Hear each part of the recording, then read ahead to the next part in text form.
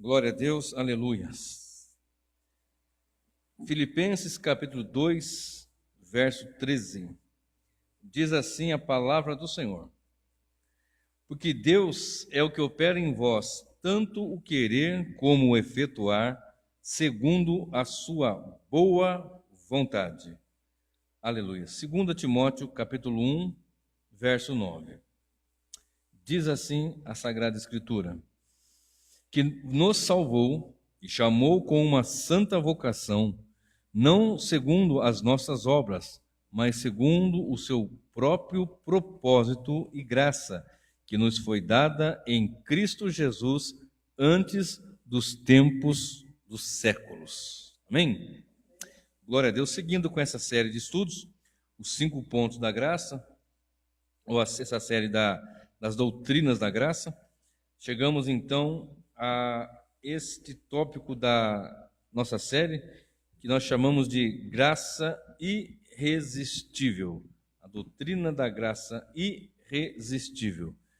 E eu vou transcrever aqui, vou ler para vocês o que eu peguei de John Piper, que é um grande teólogo calvinista, um homem muito sério, um homem muito sábio, um erudito da atualidade. E ele define bem interessante esta expressão da graça irresistível da seguinte forma: a doutrina da graça irresistível não significa que toda influência do Espírito Santo não pode ser resistida.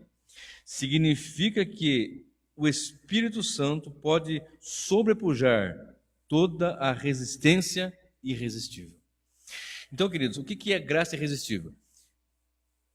Por exemplo, já falei aqui e repito, numa família às vezes tem 8, 10 pessoas e às vezes aquela pessoa ouve o evangelho, nunca se converteu e parte para a eternidade sem se converter de verdade.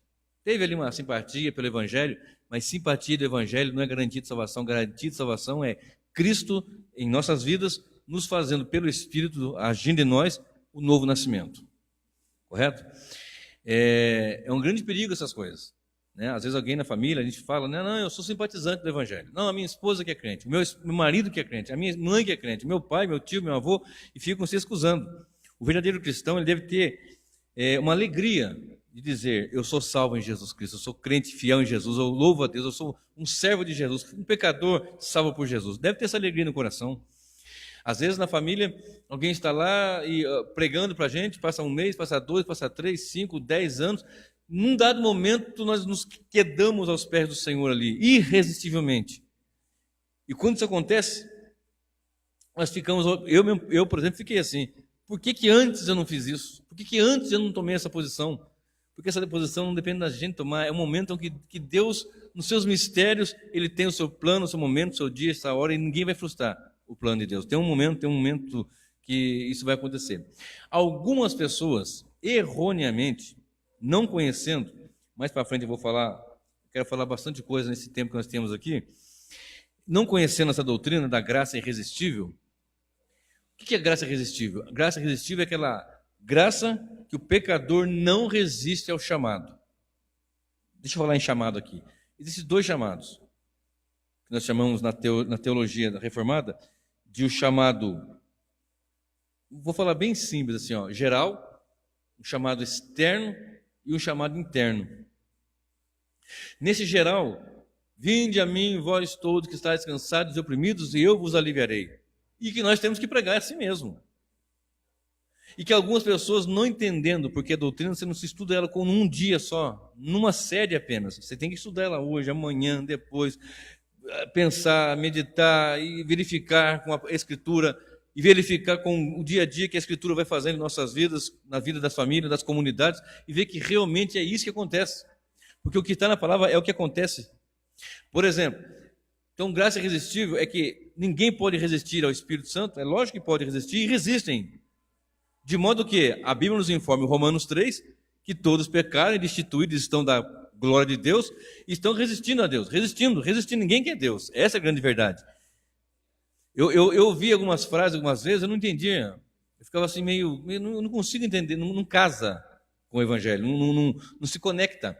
Algumas pessoas diziam assim: não, as multidões, as nações estão desejando Deus. Não estão, não. Eles são pecadores, mortos em ofensa e pecado, e querem o mal, e querem as trevas, e querem andar por caminhos escusos, esses caminhos tenebrosos, caminhos que não têm vida, não é de luz. Mas Deus, pela sua infinita misericórdia, nos alcança. E quando Ele faz isso, irresistivelmente nós nos quedamos aos pés dEle. Alguém pensa assim: não, mas então é uma injustiça. Não, não é injustiça. Eu já falei aqui e repito: injustiça é dar ao homem aquilo que ele não merece. Então nós só temos a salvação em Cristo, pelos méritos de Cristo é que nós temos salvação, por causa da justiça de Cristo. Então observe, eu ouvi uma ilustração hoje, muito interessante, já tinha ouvido e ouvi hoje de novo, né? E o pastor famoso, que eu gosto muito de ouvi-lo, pastor Nicodemos, né?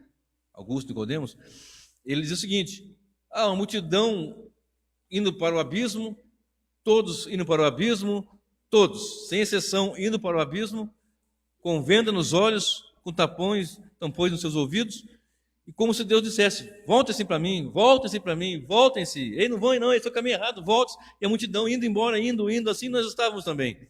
Porque quantas vezes nós ouvimos o Evangelho e não demos conta do Evangelho? Quantas pregações foram feitas, quantos sermões nós ouvimos, não foi assim? Quantas vezes aqueles sermões assim que de mexer mesmo, até com as emoções, mas não houve conversão, não houve novo nascimento? Não aconteceu isso com vocês? Aconteceu. Mas chegou um dia que essa multidão que nós estávamos indo lá, que Deus tirou os tapões dos nossos ouvidos, tirou nossas vendas, e nos despertou, nos vivificou. Pela graça somos salvos. E tendo feito isso, a salvação em Cristo Jesus. Ainda eu falei agora há pouco: por que eu não tomei essa decisão antes? Por que eu não me decidi antes? Né? Então quer dizer que o homem é um robô? Ele não tem livre-arbítrio, então ele é um robô. Eu já falei que nosso livre-arbítrio, eu falei pouco na verdade, mas vou falar com mais particularidade mais para frente, talvez até numa outra série ou num outro estudo, sobre essa questão do livre-arbítrio, ter sido atingido profundamente pela queda, de modo que nosso arbítrio agora tende para o mal. Essa é a grande verdade.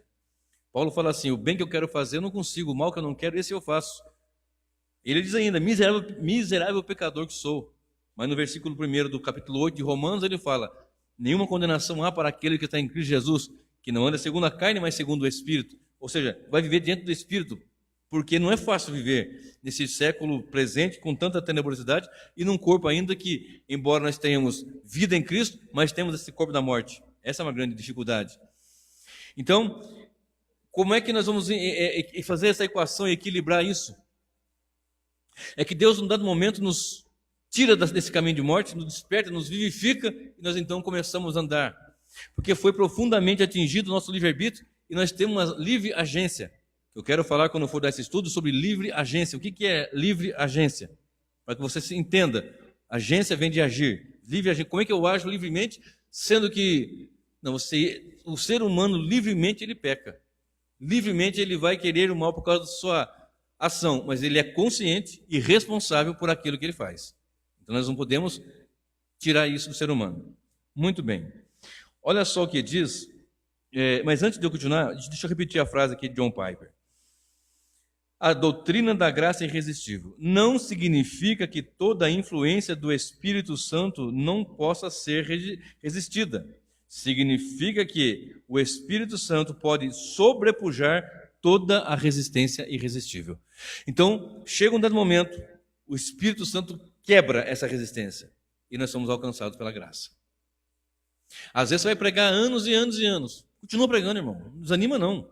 Continua falando para o irmão, para o pai, para o tio, para o avô, para o vizinho, para o colega, porque nós não sabemos quem são e quem não são eleitos. Nós não temos que nos preocupar com isso. Não compete a nós. O que compete a nós é pregarmos o Evangelho.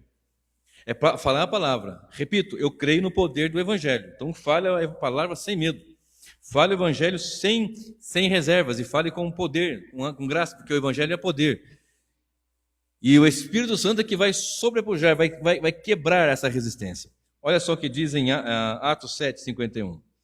Atos dos Apóstolos, capítulo 7. Atos dos Apóstolos, capítulo 7. Nós lemos agora há pouco, né? Deus é o que opera em vós tanto querer como efetuar. Isso vem do Senhor, né? Atos 7, o verso 51. Depois nós vamos falar um pouquinho sobre os dois versículos iniciais.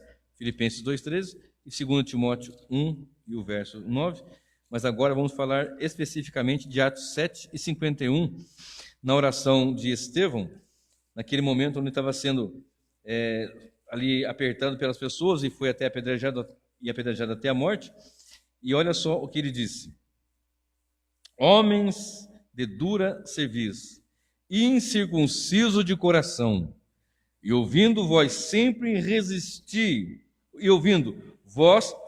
resistis ao Espírito Santo, assim vós sois como os vossos pais. Homens de dura cerviz, incircunciso de coração, e ouvindo vós sempre resistis ao Espírito Santo, assim vós sois como vossos pais. Sempre resiste ao Espírito Santo, sempre está resistindo. Eu repito, quantas vezes nós ouvimos a pregação do Evangelho? Às vezes a pessoa queria falar conosco, eu me recordo que eu era garoto, bem criança, não me recordo a idade, mas era bem criança, tipo 9, 10 anos no máximo. E o irmão estava com a Bíblia daquelas dos Gideões, aquela pequenininha, né, o Novo Testamento e Salmos, né, e Provérbios.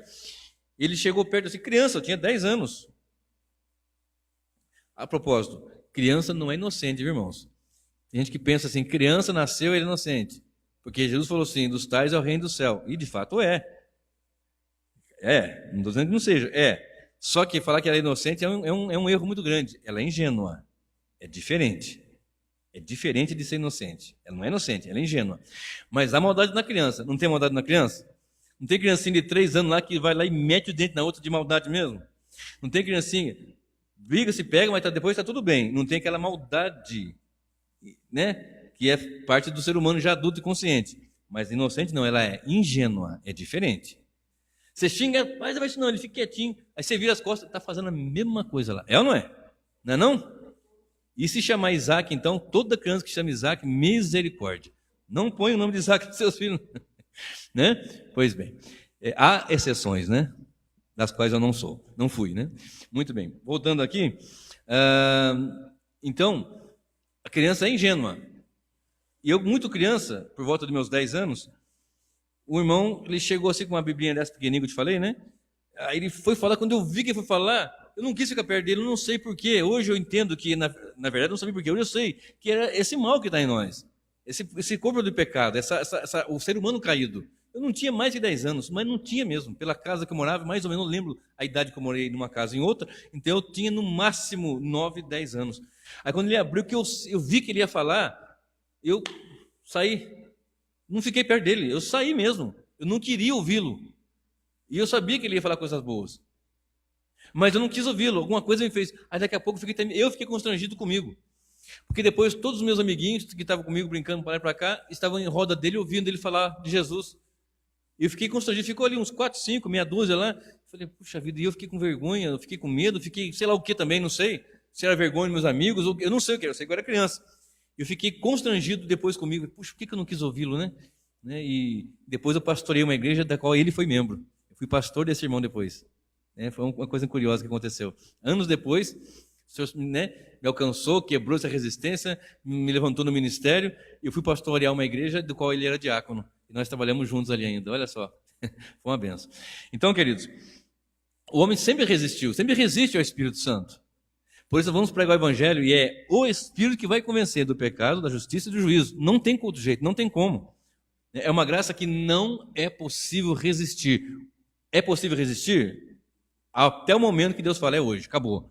Esse é o eleito, eu morri por ele eu derramei meu sangue, e é ele que eu vou salvar, e acabou, não tem jeito. Aí é quebrada essa resistência. Eu disse agora há pouco e repito, não é uma simpatia pelo Evangelho, mas é realmente uma conversão a partir do momento em que Cristo quebra essa resistência. Olha só, em Efésios 4, verso 30, nós somos instruídos que nós podemos entristecer o Espírito. 1 Tessalonicenses 5, 19, nós somos instruídos, somos informados de que nós podemos apagar o Espírito, ou seja, essa chama se apagar, acabar. Olha só, tem uma parábola em Mateus 21, do verso 33 ao verso 43, que é a parábola dos lavradores maus, que eles não querem o governo do Senhor, eles não querem, vão matar lá, vão matar os que são enviados por ele, agora vem o filho do rei, vão matar, eles não querem o reinado, não querem. eles resistem de forma veemente ao Senhor, resistem de uma forma tenebrosa até. Então existe a possibilidade de o homem resistir? É claro, o homem pecador ele vai resistir sempre. Romanos 10, 21, olha só o que diz, Romanos capítulo 10 e o verso de número 21. Olha que coisa tremenda. Mas para Israel diz, todo dia estendi as minhas mãos a um povo rebelde e contradizente. Romanos 10, 21. Todo dia estendi as minhas mãos para um povo rebelde e contradizente. Lembra agora há pouco que eu falei? Voltem-se, voltem-se, o povo rebelde vai lá. Voltem-se, não vai. Até o momento em que Deus salva de uma forma tremenda e gloriosa.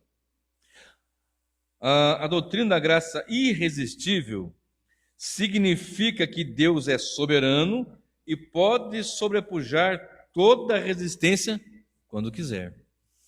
Então essa doutrina você tem que entender o seguinte, é uma graça irresistível.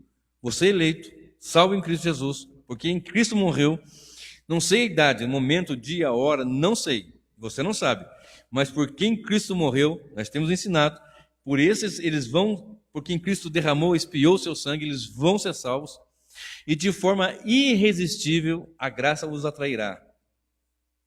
De modo que eles não vão, por mais que sejam mortos em ofensa e pecado, eles vão ser salvos. Espera aí. Você disse que somos mortos em ofensa e pecados. Efésios 2, verso 1. E como que o morto vai ouvir se está morto em ofensa e pecado? Eu não estou falando da minha pessoa falando com o morto. Estou falando de Deus Espírito Santo falando com o morto. Uma coisa sou eu falar com o morto. Morto, levanta, morto, levanta. É a mesma coisa que chegasse qualquer um de nós, ou o apóstolo Paulo, ou qualquer um dos outros apóstolos, Pedro, Tiago, qualquer um deles, Moisés, Abraão, amigo de Deus, qualquer um deles, que chegasse na porta da sepultura de Lázaro e dissesse, Lázaro, vem para fora. Não viria. A menos que o poder de Deus agisse. Se Deus falasse com ele, pode falar que eu vou fazer, mas seria Deus usando. Agora ali, né, o próprio Deus, feito homem, disse, Lázaro, venha para fora. Ele veio, mas faz 4 dias que está morto, não quero saber se é 4 dias, se é 4 meses, se é 4 anos, se é 40 séculos, não interessa. A graça é irresistível, Deus chama e eles vão ouvir. Nós nos lemos isso aqui em outras mensagens dessa série mesmo, João 5, 24 e 25, que vai chegar um tempo em que, e agora já é, que os mortos ouvirão, e os que ouvirem vão viver. Ouvir o Evangelho. E isso é a graça irresistível. Quem não tem o Evangelho está morto em ofensa e pecado. Por isso eu repito agora novamente, o Espírito está me constrangendo a fazer isso, de anunciar e deixar ao ensino nesta noite, de pessoas que dizem, eu sou simpatizante do Evangelho. Isso é um grande perigo. É um grande perigo. Eu sou simpatizante, eu gosto do Evangelho. Não, eu vou na igreja tal, eu vou lá até ajudo, tal. É uma bênção. Simpatia é uma coisa. Novo nascimento é vida com Deus, é transformação, é evangelho de fato e de verdade. Bom, até aqui nós aprendemos sobre depravação total, eleição incondicional, expiação limitada ou particular, e então hoje, graça irresistível. Agora, eu quero que você leia comigo um texto em 1 Coríntios, capítulo 1, verso 26. Capítulo 1, verso 26. Irmãos, guarda o que eu vou dizer agora aqui, mas guarda com muito carinho no seu coração. Não existe penetra na igreja. Guarda isso. Pode ter na igreja local, né? Mas tem alguém que está ali, simpatizante, alguém. Na igreja, corpo de Jesus, corpo místico, na igreja dele. Na igreja invisível, não tem penetra. Na visível pode ser que tenha. Até tem, mas na invisível não tem. Olha só o que diz 1 Coríntios, capítulo 1, e a partir do versículo 26. Porque bem vedes, irmãos, a vossa vocação, que não são muitos os sábios segundo a carne, nem muitos os poderosos, nem muitos os nobres que são chamados, mas Deus escolheu as coisas loucas deste mundo para confundir as sábias, e Deus escolheu as coisas fracas deste mundo para confundir as fortes, e Deus escolheu as coisas vis e as desprezíveis e as que não são, para aniquilar as que são, para que nenhuma carne se glorie perante ele. Mas vós sois dele em Jesus Cristo, o qual para nós foi feito por Deus sabedoria e justiça e santificação e redenção, para que, como está escrito, aquele que se gloria, glorie-se no Senhor. Aleluia. Olha que coisa tremenda, chamado, eleição, chamado, graça irresistível. Olha como é que é isso. O texto começa dizendo o seguinte: irmãos, não são muito o de nobre nascimento, não são muito os poderosos, não são muitos os que são sábios, não são muitos os que têm poder. Tem, é lógico que tem, mas não são muitos. Mas Deus escolheu as coisas loucas, as coisas fracas, as coisasvis, desprezíveis, as que não são, para confundir as que são. Se você voltar no texto, voltar nesse capítulo lá para trás, você vai ver que havia ali uma divisão em quatro segmentos ali, ou para 4 pessoas para eles seguirem. Por exemplo, na igreja de Corinto, uns diziam assim, ó, eu sou de Paulo. Não, eu sou de Apolo. Outro dizia, eu sou de Cefas, que é Pedro. E outros, nós somos de Jesus. Eu sou de Cristo. Então começou, não, eu sou seguidor, eu sigo o que Paulo fala, né? Eu sigo o que Pedro, eu sigo o que Apolo, porque ele é mais eloquente, mas Paulo é mais teólogo, mas Pedro é mais isso e aquilo. Não, mas eu sou de Jesus e tal, e começou aquilo. E ele começou a ensinar, peraí, porventura Cristo está dividido, porventura, e começou a dar instrução. Aí ele vem dizer o seguinte, olha como é que é o chamado, como é que Deus faz essa chamada irresistível, essa graça irresistível, olha como é que é. Irmãos, a vossa vocação, essa graça irresistível que nós vamos alcançar, a salvação, está dizendo de salvação, não de simpatia, mas de conversão de verdade. Observe que não são muitos os sábios. Aqui é contexto grego, que eles davam muita atenção à sabedoria, à filosofia, aos filósofos, a forma de pensar e as coisas que eles tinham, mas não são muitos sábios. Tem sábio? Tem, lógico que tem. No meio da igreja, observe, vamos ver se isso daqui hoje é prática nos dias de hoje. Nas congregações, tanto esta quanto outras, qualquer que você já pertenceu, que você conhece, que você vai às vezes por amigo que é do pastor, de alguém, você pode olhar lá. Não são muitos sábios, não, tem aquela igreja da elite. Aliás, a propósito, uma vez eu fui convidado, eu não sei nem se falei para minha esposa isso, eu fui convidado uma vez para fazer parte de uma igreja só de ricos. O pastor me chamou e falou para mim assim, olha, eu estou sendo sondado por uma classe de pessoas de nobre nascimento, pessoas ricas, pessoas da elite, profissionais liberais, né, pessoas de condições, e eles querem formar uma congregação e querem que eu os pastoreie, que já me conhece, minha conduta, etc, etc, e queria que você me ajudasse, me chamando, né, para estar com ele, ajudando, auxiliando, pregando, sei um segundo, sei lá, alguma coisa assim. Só que, só aquele grupo fechado, só elite, só a nata, como se fala, né? E eu disse para ele, mas pastor, mas isso aí não está batendo com o evangelho. O evangelho não é assim. O evangelho não tem tem a eleição, mas essa eleição ele vem rico, pobre, gordo, magro, alto, baixo, de tudo quanto é jeito, de todos os povos. Não todos, mas de todos. Aí ele, não, mas eles não querem, eles querem um grupo fechado. Mas não vai fazer nada, não, ele pode até ajudar os pobres, mas não quer o pobre aqui dentro, ajuda ele lá fora, pode dar cesta básica, comida, dinheiro, roupa, remédio, mas aqui dentro não, aqui dentro só elite. Então você, como diz o povo, né, me inclua fora dessa. Eu estou fora, não posso participar do negócio desse, isso não faz parte do evangelho, o evangelho não é isso. Porque vai bem ver eles que, irmãos, que a vossa vocação, que não são muitos os sábios, segundo a carne, nem muitos os poderosos ali, com pessoas que têm influência, pessoas de dinheiro, pessoas ricas, poderosas. Tem pessoas que têm influência, que têm condições? Tem, mas são muitos? Não. Pode ser que tenha uma congregação que tenha um número maior, mas no geral mesmo, no geralzão, né, é o povão mesmo. Olha só o que Jesus falou. Mas Deus escolheu, antes aqui, nem muitos os de nobre nascimento. Tem pessoas de nobre nascimento? Tem. Mas você pega uma congregação com 100 pessoas, tira uma base, vê o percentual. Mas Deus escolheu as coisas loucas deste mundo para confundir as sábias. Escolheu as fracas deste mundo para confundir as fortes. E Deus escolheu as coisas vis deste mundo e as desprezíveis, as que não são, para aniquilar as que são, para que nenhuma carne se glorie perante ele. Ninguém vai se gloriar. Eu estou aqui porque eu sou doutor, eu estou aqui porque eu sou forte, eu estou aqui porque eu sou rico, eu estou aqui porque eu sou de nobre nascimento. Mesmo o de nobre nascimento, como aquele que nasce numa palafita, num farrapo, o mesmo Deus que o salvou um, salvou a outro, e ninguém pode se gloriar. Eu não fui salvo porque eu sou muito coitadinho, ou eu fui salvo porque eu sou muito excelente. Não, são salvos pela graça infinita do Senhor, que irresistivelmente nós somos, que foi quebrado para nós chegarmos diante diante dele. Essa graça foi tão grande, nós não resistimos e nos rendemos ao Senhor. E a Ele glória, e a Ele louvor. E ainda está escrito: mas vós sois dele, de Jesus. Vós sois dele em Jesus Cristo, o qual para nós foi feito por Deus sabedoria, e justiça, e santificação e redenção.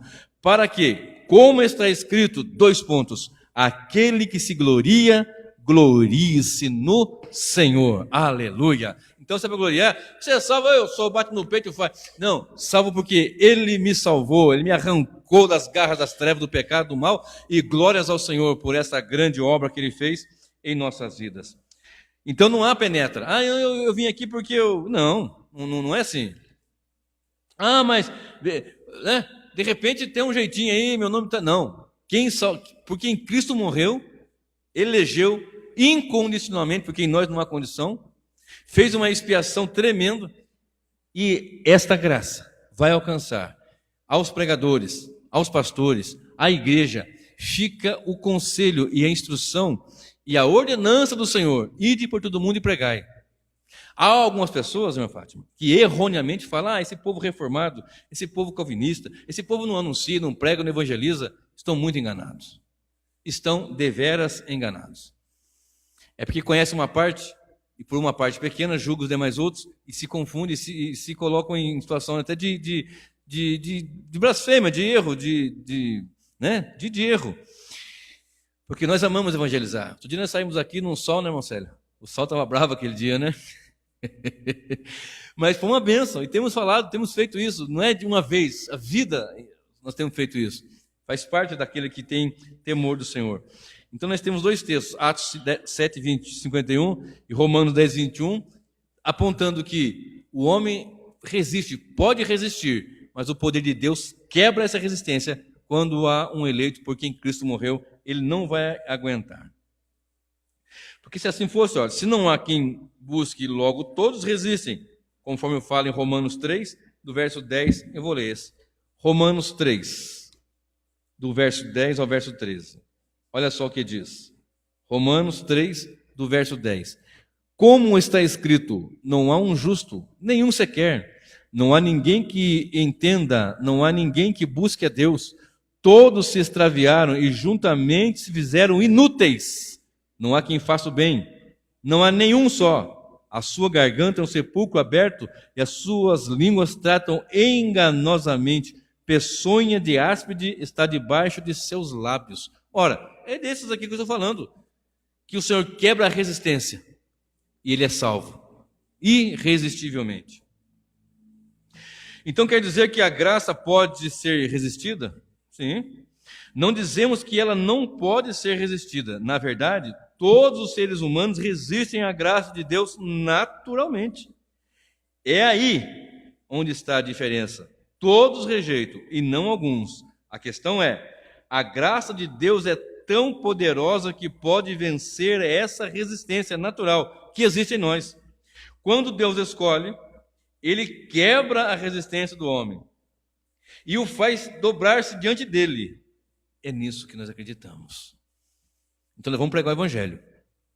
Porque em Cristo morreu, no dado momento, no dia, na hora, no dado momento, Ele não vai resistir.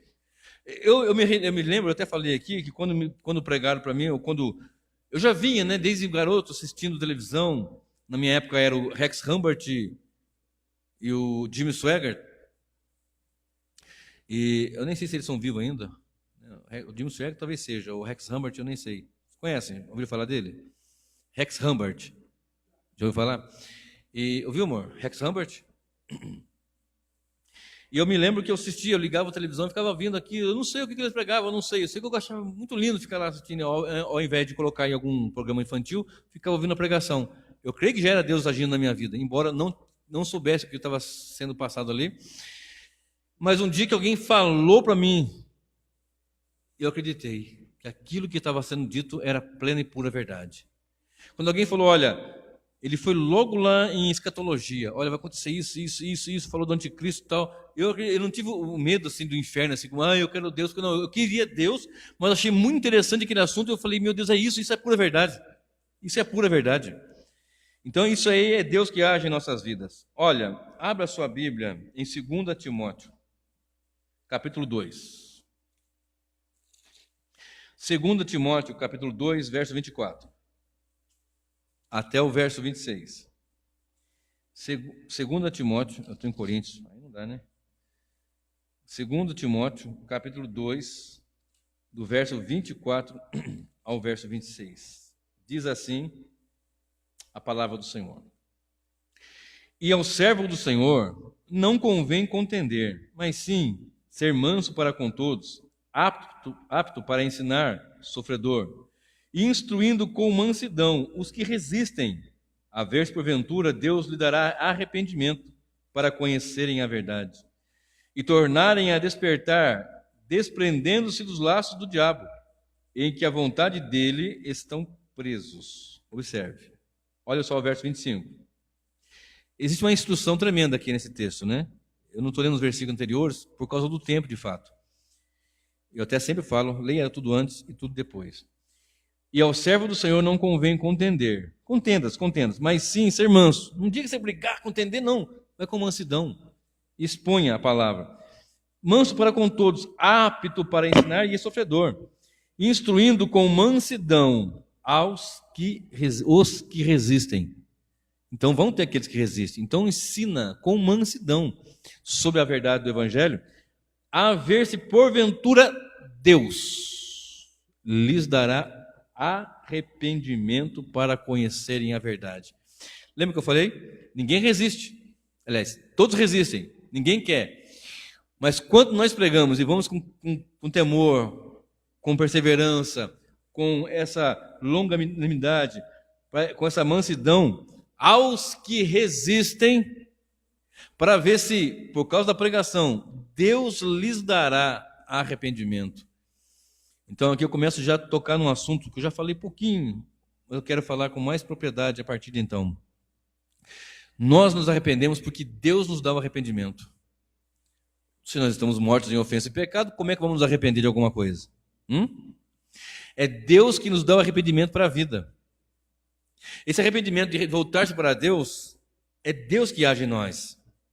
Nós lemos aqui em Filipenses 2,13. Deus é que opera em vós tanto o querer como o efetuar, segundo a sua boa vontade.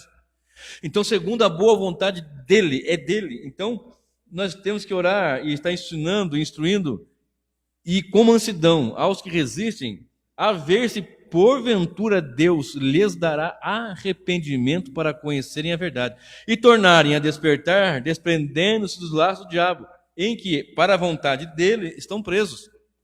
Então, aos que vão resistir, vamos anunciar e clamar para que Deus lhes abra a mente, tire a venda dos olhos, os tampões dos ouvidos e o desperte do mundo das trevas, da morte, do pecado, para serem agraciados com esse presente, porque o arrependimento é um presente, é dom, não tem como você arrepender por si só, estando morto em ofensa. Deus dá o arrependimento. Olha só, o verso 22 fala assim, nós não lemos, mas vamos ler lá em cima agora. Foge também das paixões da mocidade e segue a justiça, o amor e a paz com os que, com um coração puro, invocam a Deus. Há alguém aqui com um coração puro que invoca a Deus. Quem invoca a Deus com coração puro? Aqueles que foram purificados pelo Espírito Santo, pela palavra, pela lavagem, pela regeneração. Esses com coração puro invocam a Deus. Logo, Romanos fala que ninguém busca, ninguém quer, ninguém está servindo a Deus. Lábios impuros. Aqui um coração puro porque foram regenerados. E o verso 25 fala, instruindo com mansidão. E esses com coração puro vão instruir com mansidão aos que resistem e ver se Deus lhes dará o arrependimento. Pode falar. Pode falar.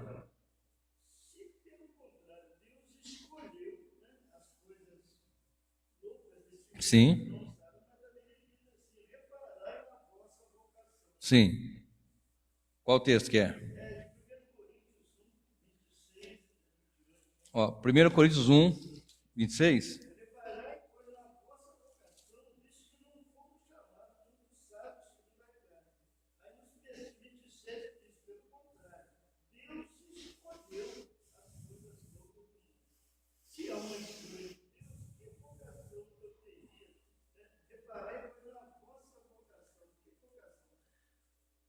Porque bem vedes, irmãos, a vossa vocação. Essa vocação aqui é a vocacionados para a salvação. Essa vocação aqui, qual é a vocação que está falando? Qual é o contexto? Sim. Não, 100% é Deus. Lembra que nós lemos em Filipenses 2,13? Portanto, Deus que opera em vós tanto o querer quanto o efetuar. Então, essa vocação, lembra que eu sempre falo? Deus começa, Deus desenvolve e Deus encerra a salvação. Por isso, para que, como está escrito, aquele que se gloria, glorie-se no Senhor. Não tem como dizer, a vocação que eu tenho é minha. Não, a vocação que Deus lhe deu. Vou vocacionado para essa salvação gloriosa. Amém? Esclareceu? A minha Bíblia fala assim, porque bem vedes, irmãos, a vossa vocação, que não são muito sábios segundo a carne, nem poderosos, nem nobres, mas Deus escolheu. Então, esses vocacionados, estou dizendo aqui, são dos salvos que Deus escolheu, antes dos tempos eternos, dos quais Ele escolheu, que para muitos, mas isso aí eu não dou nada para isso, mas foi escolha de Deus. Mas isso aí não faz parte, isso aí não é nobre, isso aí não é poderoso, isso aí não tem dinheiro nem para pagar. Ele escolheu e pronto. Começa em Deus. É 100%, como você falou, 100% Deus. Aquele que se gloria, glorie-se no Senhor. Amém? Observe. Deixa eu falar uma coisa agora interessante aqui. Eu preciso de total atenção para não surgir. Pode surgir dúvida, lógico, mas para que fique bem claro. E as dúvidas que surgirem, que quiser que eu responda aqui agora, ou então depois eu posso falar com toda a clareza. As que eu não souber, eu vou atrás, é lógico, né? Precisamos diferenciar. Eu falei um pouquinho, comecei a falar e agora eu vou dar mais um peso aqui. Diferenciar sobre graça comum e graça irresistível. O que é graça comum e o que é graça irresistível? Preste bem atenção. Graça comum é a responsável por refrear o pecado da humanidade. Presta bem atenção. É a graça comum. Agora não estou falando da irresistível. Agora estou falando de graça comum. Comum para todos. Graça comum é a responsável por refrear o pecado da humanidade e permitir que o homem possa apreciar as bênçãos que essa vida oferece. Portanto, a graça comum alcança todos os homens sem exceção. Queridos, o homem está caído em ofensa e pecado e está morto. Nós não falamos aqui na primeira semana, na primeira série, na primeira mensagem da série, depravação total. O homem é depravado totalmente depravado. Porém, Deus, nessa graça comum, Ele refreia de maneira que o homem não faz tudo aquilo de mal que ele poderia fazer, porque Deus o segura. Porque se o homem não fosse seguro por essa graça comum, imagina quanta coisa seria feita. Imagina nos dias de hoje. Quantos, nesses tempos finais, por exemplo, que a Bíblia nos informa que o amor de muitos ia esfriar, e o povo ia distanciar-se do Senhor, apostasia, não sei o que e tal. Imagina a quantidade de maldade. Nós nunca vimos tanta maldade contra a mulher. Já teve lugares de mulher ser espancada, mas como nesse último tempo, de agora, aqui no Brasil, por exemplo, nós nunca vimos. As mulheres parecem na televisão, lá no jornal, desfigurada. O olho vermelho de sangue que foi estourado os seus vasos sanguíneos dentro do globo ocular. Antes era um saquinho que ficava um olhinho roxo, não, agora o olho fica desse tamanho, guaxinim, assim, de tanto preto de sangue coagulado, de hematoma. O olho dentro do olho, o globo ocular vermelho de sangue, arrebentado. Crianças. Nós nunca vimos tanto mal quanto uma criança. Imagina, eu tenho 2 netinhas agora recentes, eu tenho, na verdade, 4 netos, mas 2 recentes, agora uma de 4, uma de 3 meses. As 2 ali, você olha que coisinha mais linda, fofinha, gordinha, bochechudinha. Como que alguém consegue ter maldade? Eu não quero nem citar o tipo de maldade aqui, porque eu não gosto nem de falar. Nesses últimos tempos não temos. Se Deus não refrear, imagina quanto o homem depravado não pode fazer então. Nós nunca vimos tanta maldade contra pessoas, a família que abandona os seus entes ali, os seus parentes, familiares que espancam os seus idosos em casa ali, doente numa cama. Eu cuidei do meu pai de meus 12 aos meus 19 anos. Foi meu primeiro paciente. E não é fácil para ninguém. Imagine para um adolescente, 12, 13, 14, 15, 16 anos. Às vezes as meninas e os meninos se juntavam para conversar e tal, coisa de adolescente, 14, 15 anos, e eu não podia porque eu tinha que cuidar do meu pai. Ai, vamos lá, não sei na onde. Eu não podia porque eu tinha meu pai para cuidar dele. E às vezes a pessoa tem ali um ente querido, um pai, mãe, ele judia. Às vezes não tem tempo de cuidar e paga. É outra história, é questão de trabalho, é outra situação. Estou me referindo a pessoas que maldosamente os tratam. Pensa para um vovozinho de 90, numa caminha lá, vai lá e judia dele, tadinho. Mas é feito isso. Nunca vimos tanto. Essa graça comum alcança todos, para que todos possam saber que e essa graça permite que o homem, mesmo caído, mesmo nas trevas do pecado, ele seja refreado. O que acontece é que no tempo do fim, o mal ia se alastrar, como Deus assim o disse. E muita coisa ia acontecer, das quais nós nunca vimos antes, tanta história que eu não quero nem citar aqui para não alongar aqui da mensagem. Então essa graça comum é um refrear de Deus no ser humano caído. Imagina se você fosse matar todas as pessoas que tivesse vontade de matar. Imagina. Pense em mim você, no momento do ódio e da raiva. Quantas vezes talvez você já teria matado, se você pudesse, se não fosse se refrear? Romanos 13 fala de uma forma que Deus colocou leis, né? Nós temos que ser submissos às ordenanças, à lei, que não há ninguém que foi colocado lá que não fosse por Deus, etc. Imagina se Deus não colocasse delegado, polícia e assim por diante, como as leis, né? Ética e moral muitas vezes elas são desprezadas. As pessoas não fazem, não é por ética e moral, elas não fazem por medo da ação da lei, que também é um instrumento, uma ferramenta de Deus, digamos assim. Lei justa, evidentemente. Né? Por exemplo, a pessoa fala assim, por que você não rouba, não facilita aí? Não, eu não vou roubar porque eu tenho toda a facilidade, mas moralmente, eticamente, eu não vou fazer isso. Outros não. Eu não faço porque senão tem uma câmera filmando, o fulano pode me entregar e eu posso ir preso e assim por diante. Então, é um refrear. Graça comum. Né? Então, eu vou repetir. Graça comum é a responsável por refrear o pecado da humanidade e permitir que o homem possa apreciar as bênçãos que essa vida oferece. Portanto, a graça comum alcança todos os homens sem exceção. Graça irresistível é a graça que Deus derruba a resistência do homem e o salva. É Deus agindo em favor do homem, mostrando que a vontade dele é que é soberana e que ele é capaz de salvar quem ele quiser. Graça irresistível ou graça especial diz que Deus tem um chamado específico para algumas pessoas, de tal modo que essas não conseguem dizer não. Não conseguem.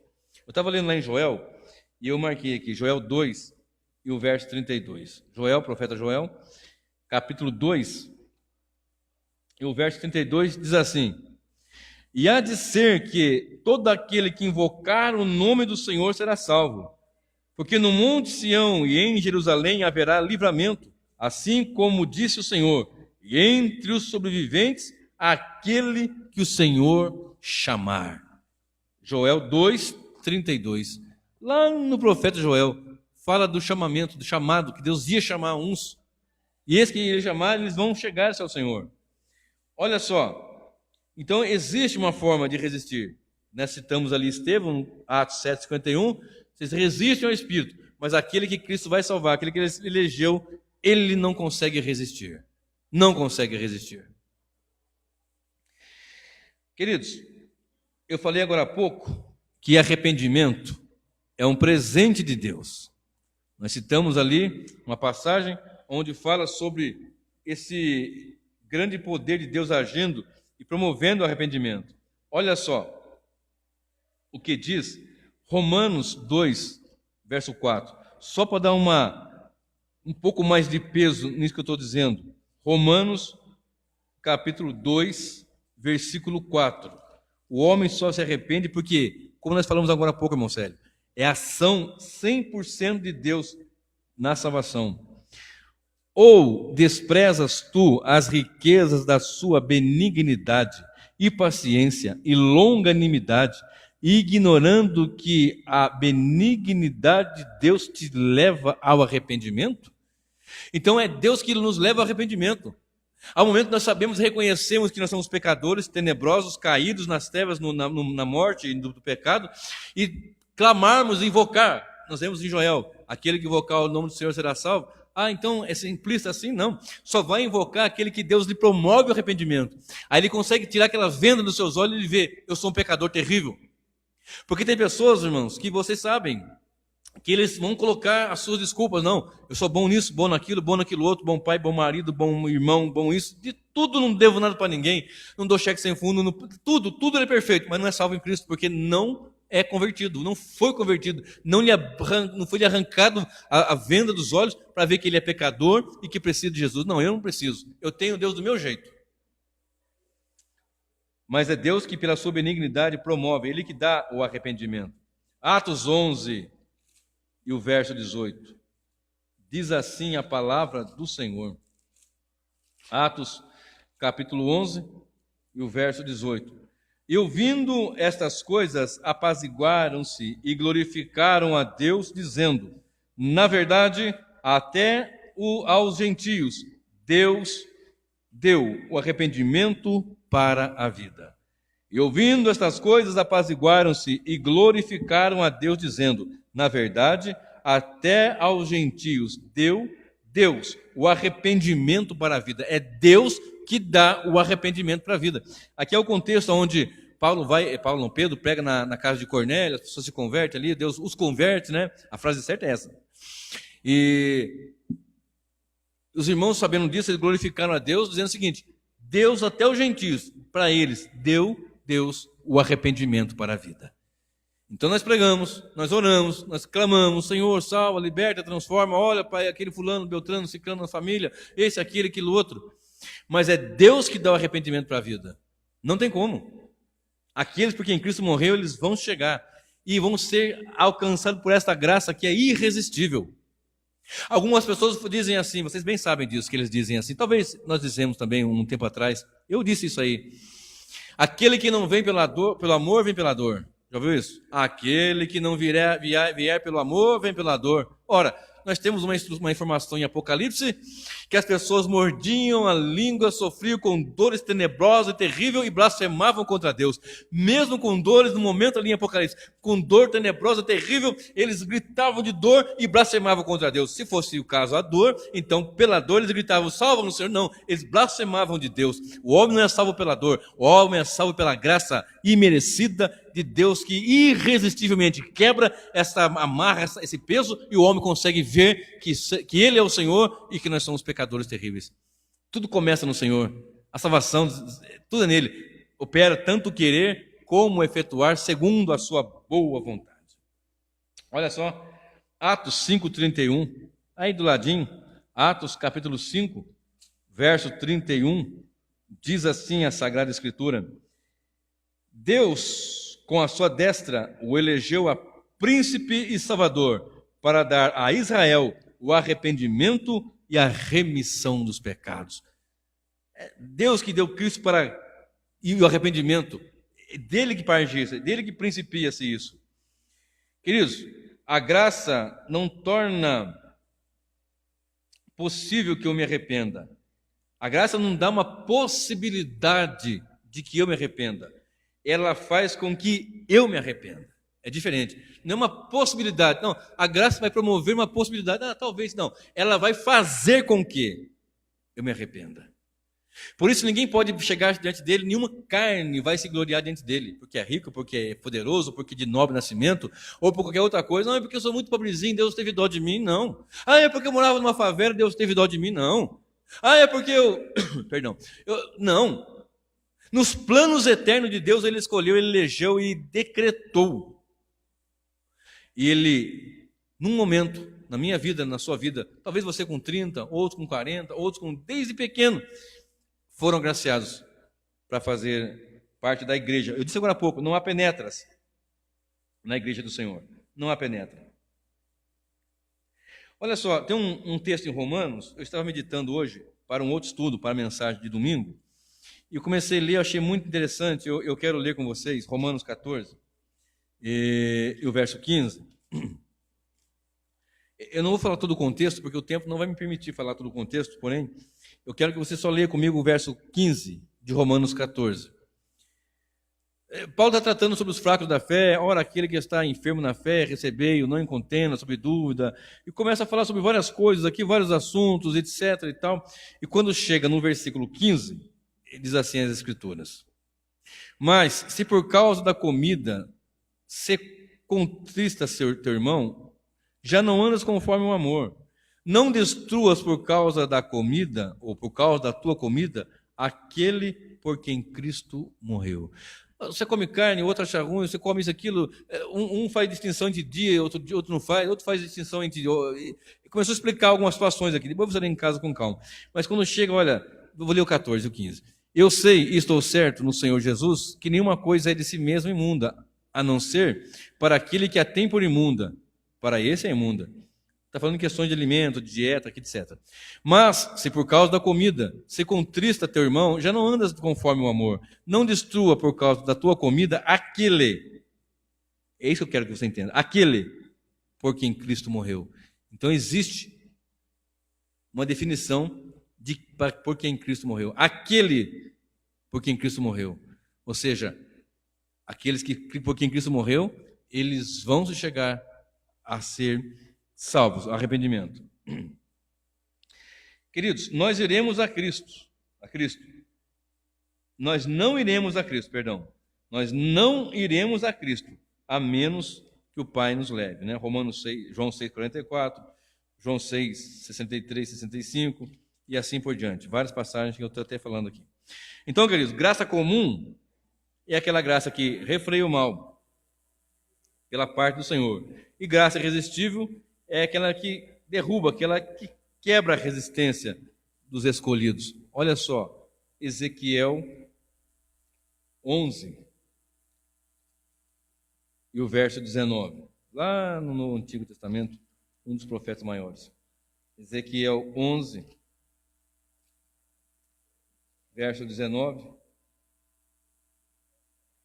Diz assim a Escritura Sagrada: e lhes darei um só coração, e um espírito novo porei dentro deles, e tirarei da sua carne um coração de pedra, e lhes darei um coração de carne. Então é Deus que faz isso. Não quero, não preciso. Alguns já me disseram, o meu Deus é meu bolso, que é o dinheiro. Não, aqui, abraço forte, trabalhar e tal. Não, Deus não, sabe? Já ouvi muito isso. Então ficou claro, graça irresistível e graça comum. Agora, eu tenho mais 10 minutinhos que eu quero falar aqui rapidamente sobre sentimento evanescente. O que é sentimento evanescente? Que se desvanece, que se esvai, que se acaba, que não é perene. O que é esse sentimento evanescente?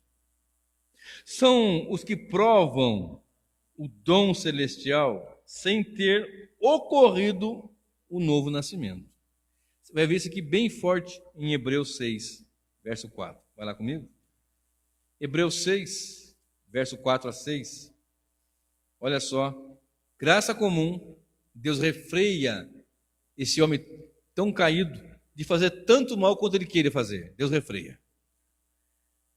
Não seria impossível do ser humano estar aqui, né?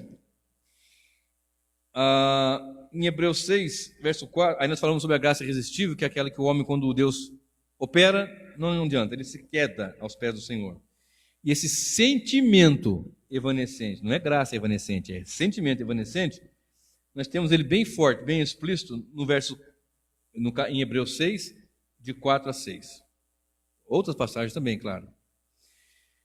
Porque é impossível que os que já uma vez foram iluminados e provaram o dom celestial e se tornaram participantes do Espírito Santo e provaram, guarda essa palavra, e provaram a boa palavra de Deus e os poderes do século futuro e recaíram, sejam outra vez renovados para arrependimento, pois assim, quanto a eles, de novo crucificaram o Filho de Deus e o expõem ao vitupério.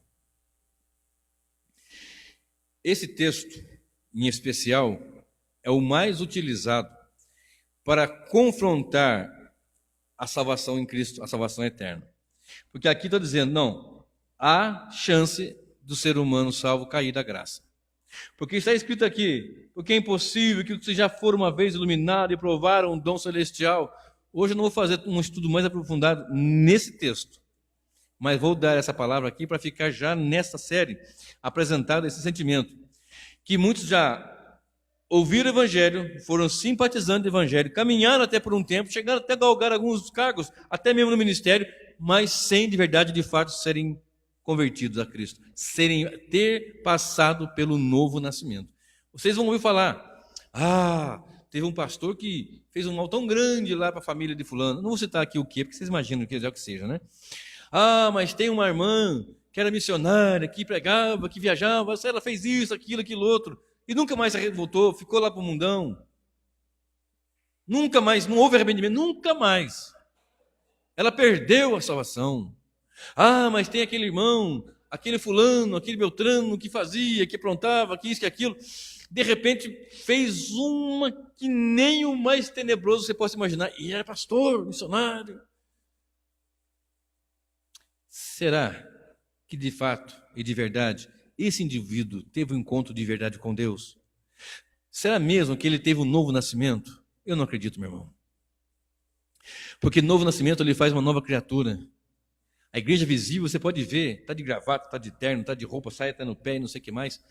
A igreja invisível, Deus vê tudo, né? Mas a igreja invisível é aquela que não tem penetra, só tem lavado e remido, não tem enjoio, só tem trigo. Dos quais aqueles que estão ali têm temor a Deus, têm pessoas falhas, pessoas fracas, pessoas que tropeçam, pessoas que podem até cair mesmo, mas que vão ser levantadas pelo Senhor e vão caminhar e vão seguir até o fim, em pé, diante do Senhor. E vão estar em pé diante do Filho de Deus naquele grande dia. De maneira que, olha só, eu vou ler algo aqui que você vai entender, vai ficar um pouco melhor. Segundo o sentimento evanescente, os que caem da graça não são eleitos, mas aqueles que experimentaram, mas não ingeriram ele totalmente para dentro de si. Provaram o dom celestial, provaram a boa palavra. Esse provaram é o mesmo verbo no original que está em Mateus 27, verso 34, que deram ali vinagre para Jesus, que deram... deixa eu ler lá, Mateus 27. Olha só, Mateus 27, verso 34. Para eu não falar errado aqui. Mateus 27, verso 34. E deram-lhe a beber vinagre misturado com fel. Vinagre misturado com fel. Mas ele, provando-o, não quis beber. Você entendeu? Então ele não bebeu. Ele, provando, não quis beber. É o mesmo verbo no original. Aqueles que provaram, eles provaram. Isso é bom. Hoje daí faz parte, isso aí foi interessante. Mas não ingeriram. Cristo aqui, ele provou. É o mesmo verbo, é o mesmo verbo no original. Provou, mas não bebeu. Eles viram que Deus opera sinais, eles viram que o homem é transformado, eles tiveram um tempo, eu conheço, tem pessoas da minha família que teve um tempo, eu não sei se eles vão voltar, não sei, tenho orado a Deus para isso, mas que serviram a Cristo, que hoje não estão mais servindo a Cristo, e estão ali totalmente longe, é um sentimento evanescente. Provaram o dom celestial, mas não colocaram para dentro, não ingeriram, não introduziram, não foram ali. Como é que uma pessoa salva, ela pode realmente entristecer o Espírito Santo, ela pode apagar, ela pode brigar com a esposa, ela pode brigar com o marido, ela pode, mas ele vai ter um peso nele, porque ele sabe que aquilo ali não é o que agrada a Deus, porque ele faz parte da noiva do Cordeiro, ele é nascido de novo é novo nascimento, então as coisas velhas passaram. Eis que tudo se fez novo. Se ele era um trambiqueiro, dava cheque sem fundo, gostava de comprar e não pagar, gostava de mexer com a mulher dos outros, com o marido dos outros, tudo ficou lá atrás, a partir do momento que ele nasceu de novo. Ele provou, não, ele introduziu, ele foi inserido, batizado no Espírito, ele foi batizado em Cristo, ele foi inserido no corpo, de maneira que ele é novo nascido. Então não é um sentimento que vai se desvanecendo, é uma graça permanente, perene em sua vida. Exatamente. Olha só, 2 Timóteo, meu tempo já foi embora. 2 Timóteo 2,19. 2 Timóteo, vai dar para concluir. 2 e o verso 19. Olha só o que diz a Sagrada Escritura. Todavia, o fundamento de Deus fica firme, tendo este selo: o Senhor conhece os que são seus, e qualquer que profere o nome de Cristo aparta-se da iniquidade. Você está entendendo isso? Isso aqui é muito forte, isso aqui é muito sério. Deus tem um selo, que selo é esse? Deus conhece os que são seus. E os que são de Cristo vão se apartar da iniquidade. Ele tropeça, ele cai, ele acontece. Mas à medida que ele vai amadurecendo, que vai se fortalecendo, que vai se colocando na presença de Deus, na palavra, na doutrina, tanta razão é esta de eu falar muito em doutrina e falar de doutrina, porque é isso que nos sustenta. Como é que um crente pode falar, como é que uma mulher, vou falar de mulheres agora, fala do sexo feminino.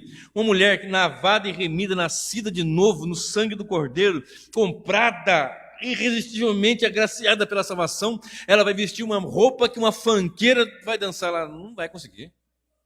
Andar pela rua, andar para lá e para cá. Como é que um homem lavado e remido no sangue do Cordeiro vai andar com aquela roupa, com o calção lá embaixo aparecendo a roupa íntima e sabe Deus mais o que, a rua ali como se fosse, não vai. Mas veste a roupa. Roupa não salva. É claro que a roupa não salva. Quem salva é Cristo. Mas a roupa do salvo é diferente do ímpio.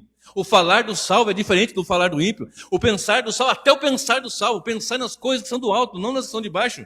Onde Cristo está sentado à destra de Deus. O falar do crente é diferente, do salvo é diferente, o viver é diferente, o pensar é diferente, o agir é diferente. Até quando o marido briga com a esposa, do crente tem que ser diferente do mundo. Porque vai brigar, acontece, infelizmente. Porque quando o ímpio lá fora briga, já manda para um lugar, manda para outro, xinga, joga prato, quebra na parede. Quando o crente briga com a esposa, o que pode acontecer de brigar? Orando para que isso não aconteça, mas tem que ser com respeito e temor diante do Senhor, porque são duas pessoas que têm pensamento diferente, ações diferentes, mente diferente, duas pessoas diferentes. Mas as duas têm que saber, nós tememos um Deus vivo e verdadeiro. Se o negócio está ruim, vamos dobrar o joelho agora aqui, vamos clamar ao Senhor, vamos botar esse inimigo para correr, vamos tirar aquilo que está em nós ali que não está certo e vamos adorar a Deus e acabou. E em Cristo nós somos diferentes, meu irmão. Não um sentimento que vai esvanecendo, é uma vida de novo nascimento com Cristo. Aleluias. Aleluias. Eu tenho aqui Romanos 8, de 28 a 30, mas o meu tempo já não vai dar mais. Eu vou parando por aqui. De novo tenho Tito 2,11, né? De novo tem esse versículo aqui. Que a graça de Deus seja manifestada, trazendo salvação a todos os homens. Ela não é um texto ali que é um texto que é muito usado para que se defenda a perda da salvação, ou que Deus quer salvar todos, que essa graça não é isso, a graça não é isso, graça irresistível.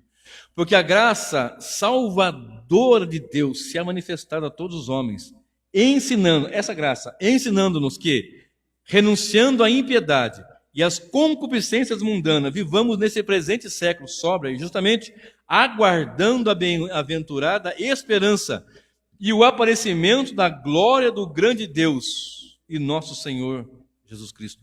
O ímpio, qualquer um, aguarda isso?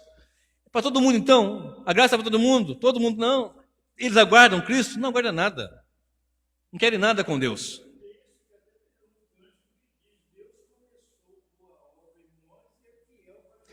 E é fiel para completá-la.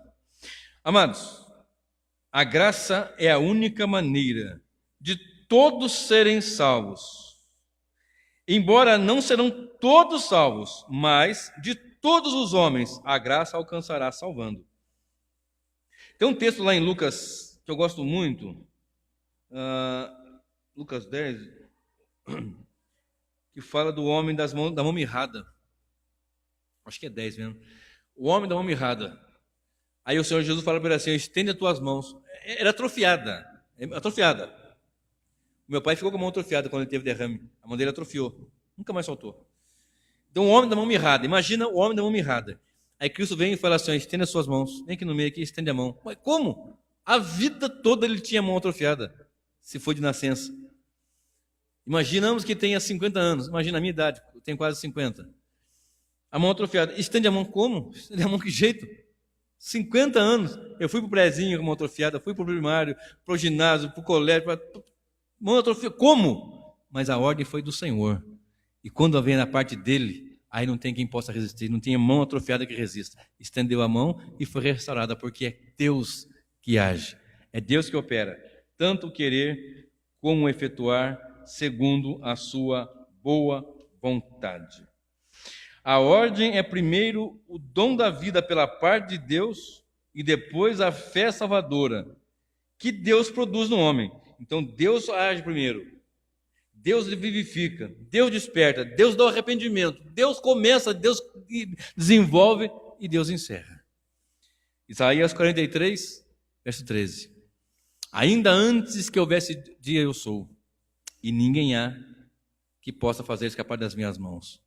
Operando eu, quem impedirá?